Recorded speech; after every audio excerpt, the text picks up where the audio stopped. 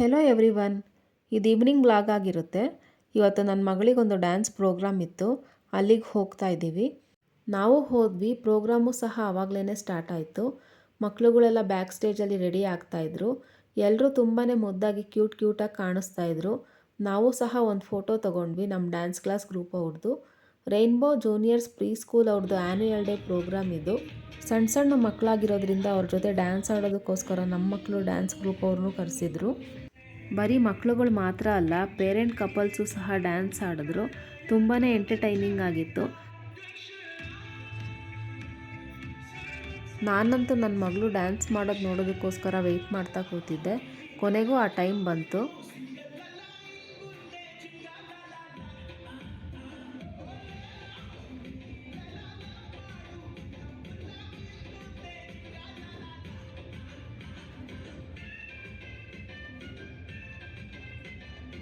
Program ಎಲ್ಲ ಮುಗಿಯೋ ಅಷ್ಟರಲ್ಲಿ 9:30 ಆಗಿತ್ತು. ನೈಟ್ ಆಗಿರೋದ್ರಿಂದ ಕ್ಯಾಬ್ಗಳಂತೂ ಯಾವುದೂ ಬುಕ್ ಆಗ್ತಾನೇ ಇರಲಿಲ್ಲ.